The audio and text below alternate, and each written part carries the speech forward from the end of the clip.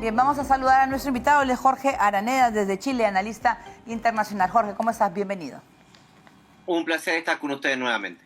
Bueno, el día ya 27, pero pareciera que ahí no hay un liderazgo claro en la Guardia Revolucionaria Islámica. Ahora Trump habla de una tregua de 10 días más y Israel ha eliminado al comandante de la Marina, Ali Reza Tangsiri, ¿no? Responsable de bloquear el estrecho de Hormuz.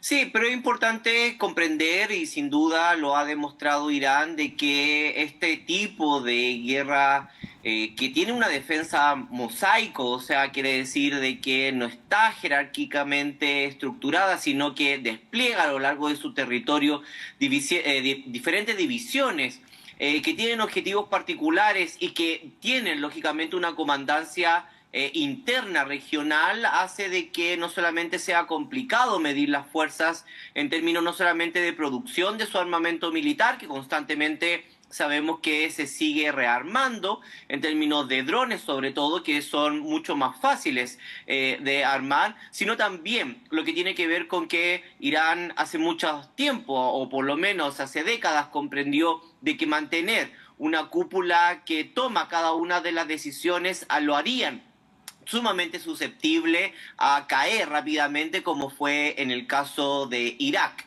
Es sumamente importante y es necesario ponerlo sobre la mesa de que dentro de los análisis internacionales sobre este conflicto es necesario comprender que Irán conoce mucho mejor las lógicas tanto domésticas como de relaciones internacionales de Estados Unidos que este último sobre Teherán. Jorge, ¿cómo estás? Buenas tardes. Un placer. Bueno, al menos las conoce mejor que el presidente Trump, ¿no? Porque en la administración estadounidense, bueno, el Departamento de Defensa, el Departamento de Estado, en la comunidad de inteligencia hay un conocimiento más cabal de la realidad del Medio Oriente que la que tiene su comandante en jefe. Pero Jorge, quisiera saber cuál es tu perspectiva con respecto a estas conversaciones, que en un principio Irán negaba y ahora parece haber aceptado que están teniendo lugar. ¿Cuál es tu perspectiva sobre las líneas rojas que tienen ambas partes y sobre el rol que está cumpliendo Pakistán en este esfuerzo? Es interesante por varios aspectos. Primero, porque lo que demuestra de alguna u otra forma es que Estados Unidos quiere que este nuevo escenario, este nuevo teatro de la guerra, sea lo más acotado posible. Algo que sin duda Irán juega en términos contrarios. Irán lo que está jugando es generar un conflicto mucho más amplio desde que Israel y Estados Unidos iniciaron el ataque, dado que no solamente desgasta a Estados Unidos, sino que beneficia a ciertos aliados que le han aportado, le han generado apoyo no solamente internacional, sino informaciones clave y precisas para sus ataques. Por una parte, lo hemos visto en términos de Rusia, que se ha beneficiado en el corto plazo, no solamente con las diferentes sanciones que se han levantado, sino también porque está recuperando muchas de sus pérdidas económicas por el alto valor del petróleo, como ustedes muy bien lo mencionaron. Rusia ya ha podido comprar y ha podido vender a diferentes socios, o por lo menos a la India y a varios países de Medio Oriente en mucho mejor condiciones, pero también se presenta a un mejor escenario en la guerra, lógicamente, en Ucrania, dado de que las fuerzas tanto europeas, pero sobre todo norteamericanas, se han virado hacia el sur. Y a largo plazo, lógicamente, China, que muy probablemente está mirando con buenos ojos que, sin importar cómo termine este conflicto, Estados Unidos se va a retirar de la región. Por lo tanto, por una parte, Estados Unidos está tomando, lógicamente, cada uno de los aspectos para poder presentar no solamente que está ganando esta guerra, sino que tiene un interlocutor para salir de ella. Pero de aquí viene un punto más interesante, como ustedes bien mencionaban, que tiene que ver con estos 10 días de aplazo, lógicamente, de la destrucción de todo lo que tiene que ver con el aparataje de la infraestructura eléctrica. Y Irán lo conoce y sabe muy bien, incluso el mercado internacional también lo mira, de que en realidad que hayan sido 5 días y después de 10 días, en realidad habla más de cómo la administración de Trump habla o trata de conversar con el mercado bursátil más que con Teherán. Así es, bueno, la economía es la más afectada y sobre todo el tema del petróleo. Una pregunta, ¿por qué los países del Golfo no responden a los ataques de Irán? Uy, por varias razones. Quizás la más importante tiene que ver con que cada uno de ellos saben, y lo han demostrado sus cancilleres, de que Irán no va a ir a ningún lado y por lo tanto, sin importar cómo termine este conflicto, ellos van a tener que lidiar de forma directa y mucho más frontal con un Irán que se va a mantener y que muy probablemente, aunque cambie el régimen en ciertas características, se va a mantener ahí. Sobre todo, por una parte. Por otra parte, tienen que tener en consideración lo que tiene que ver con el peso demográfico. Son países que tienen particularmente una población bastante escasa. Muy probablemente, si uno sumara toda la población que vive en el Golfo, tanto nacionales como extranjeros, muchos países tienen más extranjeros que nacionales, no podrían superar ni por creces la población interna de Irán. Por lo tanto, saben de que escalar este conflicto no los favorece para unas posibles negociaciones post-conflicto. Pero por otro lado, porque saben que Irán tiene la capacidad de destruir puntos clave de su infraestructura, que serían décadas de recuperación, tanto lo que tiene que ver con las plantas o instalaciones de producción y distribución de gas petrolera, y las plantas desalinadoras. Ajá. Todas ellas son imposibles de mover en términos logísticos. Están ahí, están ancladas. Rusia y China le han dado las coordenadas y saben dónde golpearlas, y por lo tanto tienen que lidiar con eso. Sí, Jorge, te invitamos a continuar en el programa. Vamos a hacer una breve pausa y regresamos con más.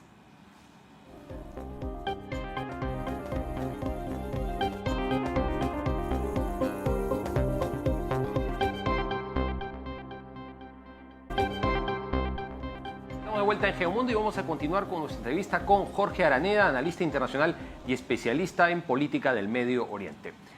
Jorge, quisiera saber cuál es tu apreciación sobre lo que viene sucediendo en el Líbano. Las fuerzas de defensa de Israel han dicho que van a necesitar más soldados y parece que la apuesta de Israel es controlar todo el territorio al sur del río Litani. ¿Cuál es tu perspectiva sobre lo que viene sucediendo en ese país? Bueno, al igual que lo que vimos lamentablemente en Gaza, por fuera del derecho internacional y humanitario, se ha creado otro conflicto de alguna forma que pone de rodillas al gobierno del Líbano por tres grandes aspectos. Primero, lo que tiene que ver con el desplazamiento forzoso, lógicamente, de al menos 100.000 y máximo 1.000.000 de personas que tratan de cruzar hacia el norte del río Litani. Tratando de escapar de lo que tiene que ver con no solamente una técnica, sino una estrategia militar que, como lo ha dicho su ministro de Finanzas en Israel, sino también altos mandos del ejército, plantean de que se ha acabado todo tipo de emplazamiento civil o militar, incluso del propio ejército, todo lo que tiene que ver con al sur del Litani, expandiendo no solamente territorialmente, sino en términos soberanos. Y aquí, lógicamente, podría abrirse un frente de batalla que parece mucho más complicado, no solamente para el Líbano, sino para toda la región, que tiene que ver con la posible anexión literal de territorios por fuera de las fronteras del 67, e Israel tomaría control directo o indirecto de lo que tiene que ver con el sur del río Litani. A la vez que exige Israel de que el ejército y, lógicamente, la cúpula política del Líbano desarticulice y, lógicamente, desarme todo lo que tiene que ver con el aparato no solamente militar, sino también social del Hezbollah, sabiendo de que no puede hacerlo, no tiene la capacidad de hacerlo en términos de recursos, en términos de personas, pero también en una crisis humanitaria y económica que no lo permite conseguir. Pero hasta el momento han logrado, sobre todo, atacar y debilitar a Hezbollah con todos esos ataques. Por supuesto, porque lo importante es comprender de que Hezbollah se encuentra en una posición, aunque desventajosa en términos de armamento, en términos de organización, no es así en términos de apoyo popular. El Hezbollah todavía mantiene en el sur del Líbano y en otras partes también del Líbano y fuera del país un apoyo social, civil y político, dado que no solamente tiene un brazo armado, sino también tiene una estructura político-social de larga data. Es importante recordar de que el inicio o la consolidación de Hezbollah fue por la misma invasión de Israel hace casi 40 años atrás. Por lo tanto, es importante comprender de que dentro de la narrativa nacional, Hezbollah no solamente aparece como un grupo paramilitar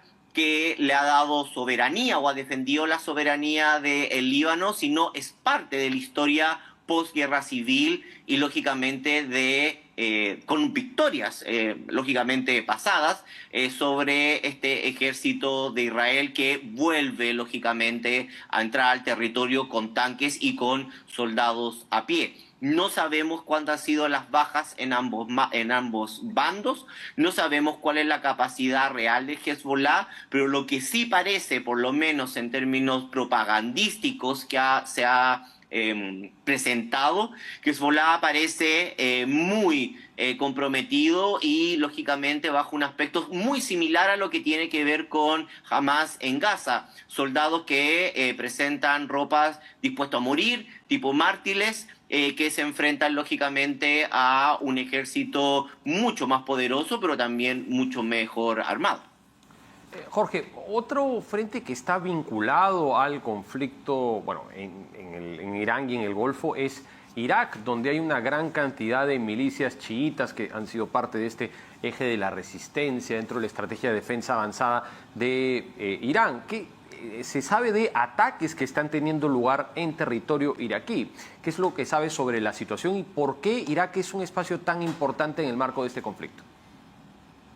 Es importante por dos grandes situaciones. Primero porque aunque ciertas milicias escasas, pero todavía ciertas milicias dentro de Irak plantean un apoyo al régimen de Teherán, pero también, y no hay que olvidarlo, por otro lado también los hutíes también han presentado su apoyo, pero no han actuado.